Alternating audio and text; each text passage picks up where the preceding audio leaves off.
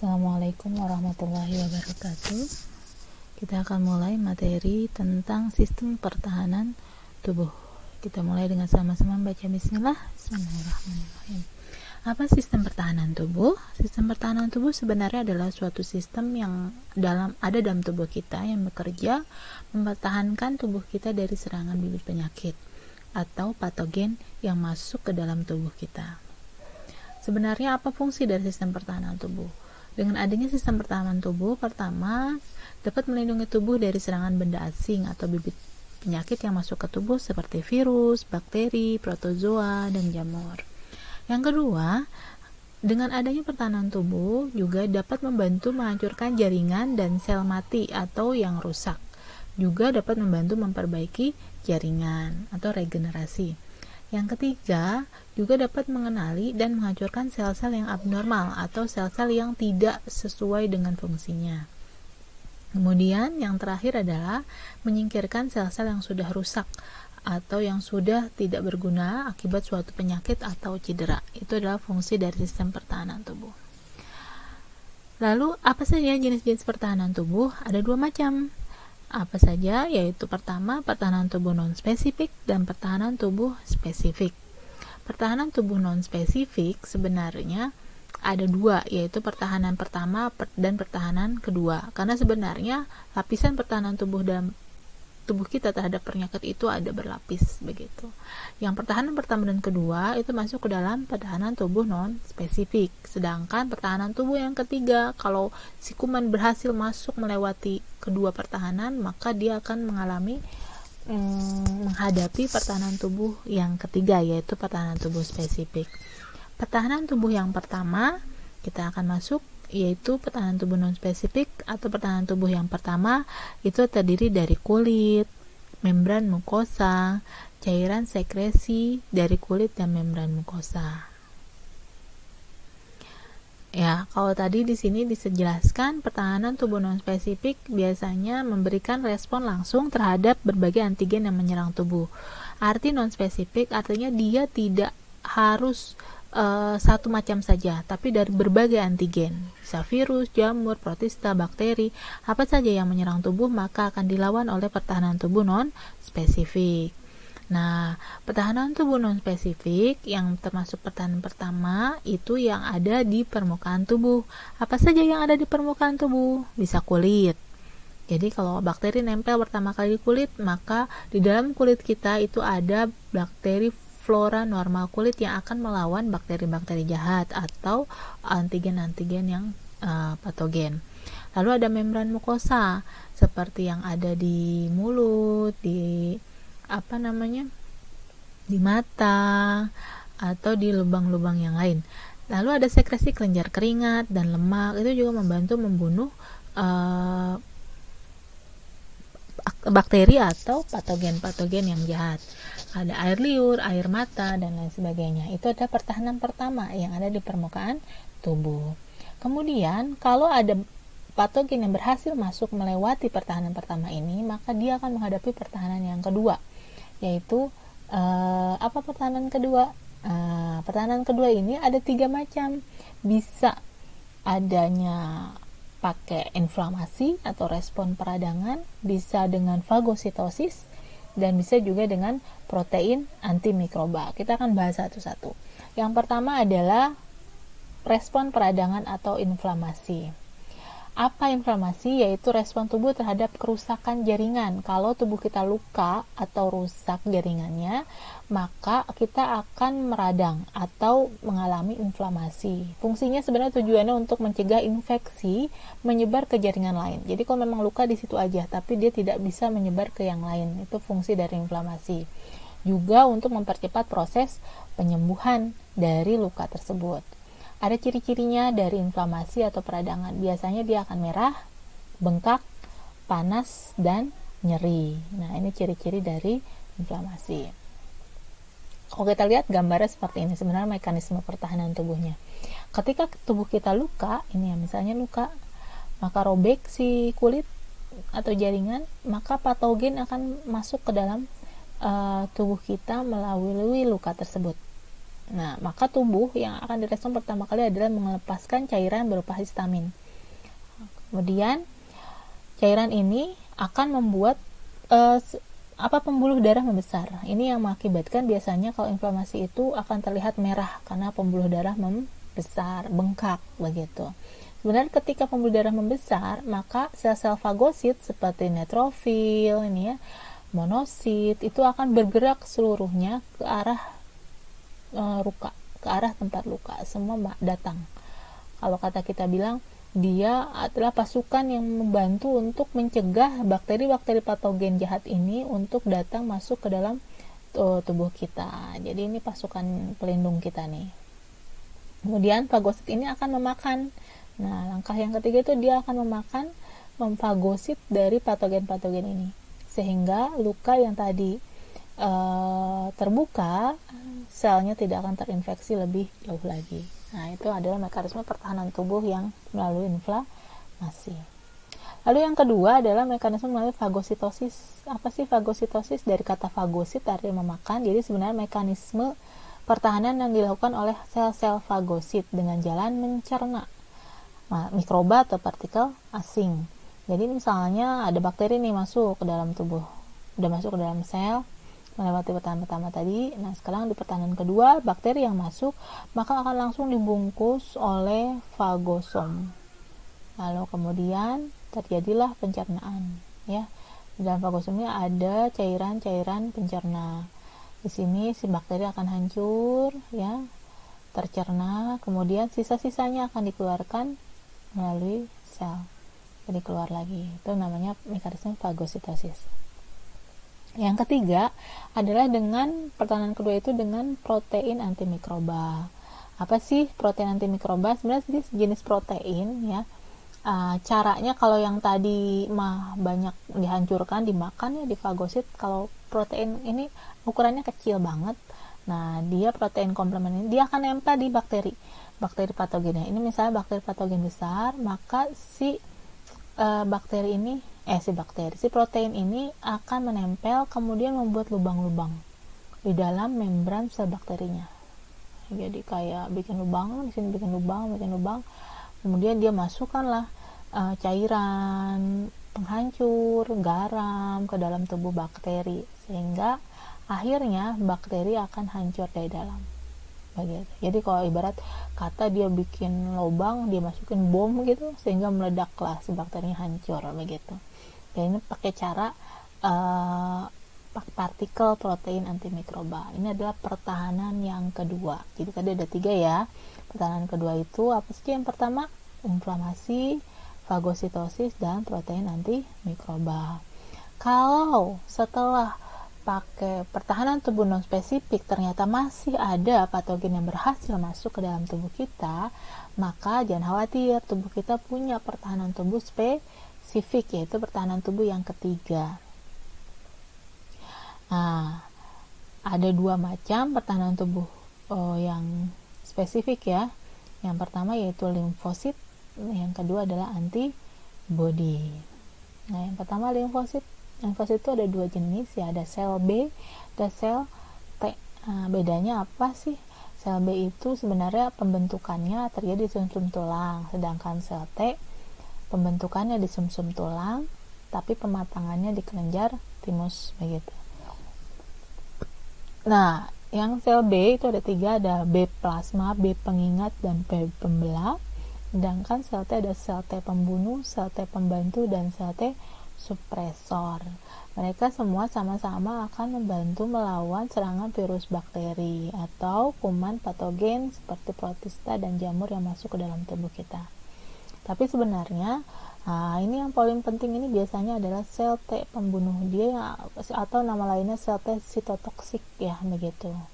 Dia yang nanti berperan penting dalam membunuh bakteri atau patogen. Yang kedua adalah antibody. Antibody merupakan senyawa protein yang berfungsi melawan antigen dengan cara mengikat antigen tersebut begitu. Biasanya dibentuk oleh tubuh ketika antigennya masuk ke dalam tubuh atau disebut juga imunoglobulin begitu.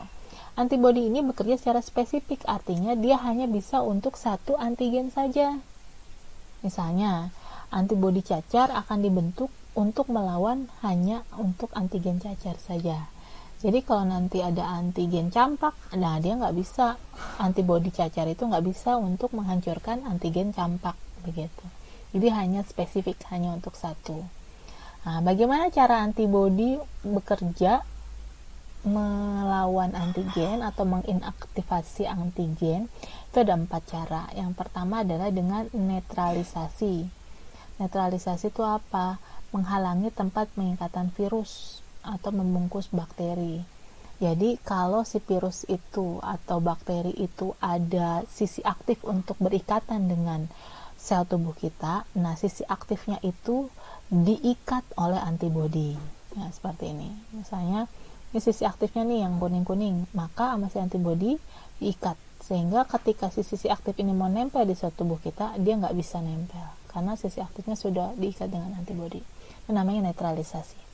Yang kedua adalah aglutinasi, yaitu partikel yang mengandung antigen. Nah, aglutinasi biasanya kalau partikel yang mengandung antigen ini sama seperti itu ya. Yang ketiga adalah presipitasi, yaitu pengendapan. Nah, ini sama, diikat juga, tetapi biasanya untuk antigen yang berbentuk larutan, begitu. Jadi nanti diendapkan dulu, dikumpulkan di bawah. Nah, setelah diikat semua si antigennya, maka akan datang fagosit. Akhirnya dimakan juga oleh fagosit. Aglutinasi juga sama seperti itu. Aglutinasi adalah penggumpalan artinya. Jadi partikel yang mengandung antigen diikat oleh antibodi, misalnya berkumpul, jadi antibodinya banyak ke tangannya, jadi akhirnya berkumpul. Nanti kalau sudah berkumpul si antigennya, datanglah fagosit, nah tinggal dimakan. Lalu yang terakhir adalah fiksasi komplement. Nah, ini biasanya pakai sistem rantai ya, aktivitas komplement. Jadi si ini antibodinya biasanya diaktifkan begitu dengan sistem rantai. Jadi satu-satu aktif, maka dia akan mengaktifkan yang lain begitu. Nah, ini macam-macam antibodi ya. Ada IgG, gambarnya IgA, IgM, IgD dan IgE. Nah, ini karakteristiknya. Kalau IgM biasanya untuk respon kekebalan primer untuk pertama kali kalau ada infeksi. IgG biasanya paling banyak terdapat di darah, dan ini untuk respon kekebalan sekunder. Dia juga biasanya mengalir pada plasenta atau memberikan kekebalan dari ibu ke janin. Lalu ada IgA. Ini IgA-nya adanya di cairan mukosa, biasanya di air mata, air ludah, keringat, begitu. Nah, ini juga bisa membantu. IgA juga ada di kolostrum, yaitu air ASI yang pertama kali. Ini membantu mencegah kematian bayi akibat infeksi saluran pencernaan. Jadi ASI yang pertama yang biasanya warnanya kuning mengandung kolostrum itu sangat bagus banget buat bayi. Jadi jangan sampai terbuang begitu karena mengandung IgA ini. Lalu ada IgD. IgD bukan yang ada di rumah sakit ya. IgD ini adalah antibodi yang ditemukan pada permukaan limfosit B, begitu, sebagai reseptor. Dan yang terakhir ada IgE juga. Nah, ini biasanya berkaitan dengan reaksi alergi. Nah, ini macam-macam antibodi. Kemudian yang terakhir itu adalah respon kekebalan tubuh terhadap antigen. Jadi ketika tubuh menghadapi antigen, bagaimana responnya? Nah, ada kekebalan. Jadi respon kekebalan tubuh ada kekebalan humoral, ada kekebalan seluler ya. Nah, ini respon kekebalan terhadap tubuh. Ya, ada yang primer, ada yang sekunder. Kalau kita lihat ini yang primer dulu ya. Jadi ketika si penyakit datang, nah, pada hari pertama, maka antibodi akan terbentuk sangat lambat, gitu. Sehingga baru terbentuk banyak itu pada hari ke 7 ke 8, begitu respon primernya. Sehingga biasanya pada kekebalan primer, pada pertemuan pertama antara antigen dengan tubuh, biasanya tubuh kita akan sakit terlebih dahulu. Begitu. Karena pembentukan antibodi sangat lambat. Ya, paling hanya 10⁻⁴. Sehingga biasanya kita akan sakit. Nah, setelah itu kita misalnya sembuh, sudah, ketika bertemu lagi pemberian antigen yang kedua, di hari ke-28 kita dapat antigen lagi, maka respon pembentukan antibodinya akan langsung meningkat. Ini pada respon sekunder sampai 10⁻⁴. Jadi artinya gini, ketika orang kena cacar pertama kali, antibodi terbentuk ke dalam tubuh, terbentuk tapi lambat, sehingga akhirnya kita akan kena cacar terlebih dahulu. Tapi begitu kita ketemu lagi sama cacar berikutnya, misalnya kita ketemu sama virus cacar lagi, maka pada respon yang kedua, respon sekunder, itu hanya dalam hitungan beberapa hari saja si antibodi akan langsung terbentuk sangat tinggi. Begitu, sehingga biasanya kita tidak akan terkena cacar untuk yang kedua kalinya. Begitu. Ini adalah respon kekebalan primer dengan sekunder. Nah, kekebalan dari humoral dan seluler ini berkaitan dengan sel T tadi yang bertugas menyerang. Sel T itu kan tadi ada sel T pembunuh, ya, sel T supresor dan sel T pembantu. Nah, sel T pembunuh ini yang bertugas menyerang sel-sel asing atau jaringan tubuh yang terinfeksi secara langsung. Sekarang jenis-jenis kekebalan tubuh. Jenis-jenis kekebalan tubuh ada kekebalan tubuh aktif dan pasif. Apa aktif? Aktif artinya kekebalan tubuh antibodi itu dihasilkan oleh tubuh kita sendiri. Ada dua macam, ada yang alami dan buatan. Alami adalah tadi, jika setelah seseorang sembuh dari sakit, kita sudah punya antibodinya kan, dibentuk secara alami. Itu namanya setelah sakit, berarti kekebalannya aktif alami. Dan biasanya bersifat seumur hidup. Contohnya ada tadi sakit cacar, begitu. Ada juga yang bersifat sementara, seperti pneumonia atau gonore gitu. Lalu kemudian ada kekebalan aktif buatan. Kekebalan aktif buatan biasanya dibuat begitu. Biasanya dihasilkan dari vaksinasi. Misalnya kita bikin kekebalan tubuhnya aktif, bikin sendiri begitu, dihasilkan oleh tubuh sendiri. Tetapi tidak alami karena kita sengaja menyuntikkan si antigen yang pasif atau antigen yang lemah ke dalam tubuh kita agar tubuh kita menghasilkan antibodi. Ini namanya disebutnya kekebalan aktif buatan. Kalau pengen tahu lebih dalam apa sih vaksinasi? Jadi sebenarnya vaksinasi itu salah satu metode yang digunakan dalam upaya pembentukan imun dalam tubuh. Ya, jadi vaksin itu menyiapkan antigen, bisa diberikan secara oral atau suntikan, agar merangsang mekanisme pertahanan tubuh terhadap patogen, sehingga si tubuh menghasilkan antibodi begitu. Biasanya si mikroorganisme yang dimasukkan atau antigen yang dimasukkan itu sudah dilemahkan atau dimatikan gitu. Atau berupa toksoid atau ekstrak antigen begitu. Nah, sedangkan kekebalan pasif yaitu kekebalan yang diperoleh setelah tubuh menerima antibodi dari luar. Jadi misalnya tubuh A, ini yang A mendapatkan antibodi dari tubuh B begitu. Jadi antibodinya tidak dibuat oleh sendiri tapi didapat dari orang lain gitu. Kekebalan pasif itu ada dua, ada yang alami dan buatan sama. Kekebalan alami, kekebalan pasif alami contohnya adalah kekebalan yang dipindahkan dari ibunya melalui plasenta kepada janin yang dikandungnya.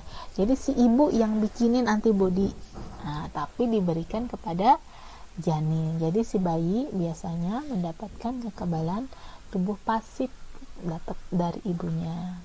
Atau bisa juga bukan dari janin, misalnya dari pemberian ASI susu ibu pertama tadi yang kolostrum. Jadi kolostrum itu isinya adalah antibodi si ibu yang diberikan untuk si bayi begitu. Tapi biasanya biasanya 1-14 hari setelah melahirkan. Lalu ada kekebalan pasif buatan, diperoleh dengan cara menyuntikkan antibodi yang diekstrak dari satu individu ke tubuh individu yang lain. Misalnya kayak pemberian serum anti bisa. Jadi biasanya orang yang sudah pernah kena ular menghasilkan antibodi, maka antibodinya diambil, namanya serum, lalu nanti bisa disuntikan kepada orang yang baru terkena bisa ular, begitu. Nah, itu buatan. Itu mengenai sistem pertahanan tubuh. Ada beberapa gangguan pada sistem pertahanan tubuh kita, yaitu penyakit-penyakit. Contohnya seperti alergi. Biasanya suatu respon imun yang berlebihan terhadap suatu senyawa yang masuk ke dalam tubuh. Jadi nggak semua orang biasanya mengalami alergi. Ada orang yang memang merespon terlalu berlebihan terhadap senyawa yang masuk, misalnya protein yang dalam udang. Ada beberapa orang yang memang merespon terlalu berlebihan terhadap protein udang. Si protein udang ini disebut alergen atau penyebab alergi. Ada lagi penyakit autoimunitas. Autoimunitas itu kegagalan sistem imun untuk membedakan sel tubuh dengan sel asing. Jadi harusnya kan imun kita itu untuk melindungi dari sel asing. Tetapi autoimunitas ini dia gagal membedakan sel tubuh sama sel asing. Jadi sel tubuh dianggap sel asing, sehingga sistem imun ini menyerang sel tubuhnya sendiri. Nah, ini agak berbahaya karena dapat mengakibatkan beberapa penyakit lain seperti diabetes mellitus, myasthenia gravis, Addison disease, lupus, dan radang sendi. Ya, ini hanya akan Ibu sekilas-sekilas saja ya. Diabetes mellitus saya kira sudah tinggal dibaca. Nah, ini penyakit myasthenia gravis, yaitu menyerang otot lurik ya. Kemudian Addison disease, lupus, jadi dia menyerang antibodi sendiri. Antibodinya menyerang jaringan tubuh kita sendiri. Atau radang sendi, begitu. Begitu saja keterangan dari Ibu, semoga mudah-mudahan dapat dimengerti. Assalamualaikum warahmatullahi wabarakatuh.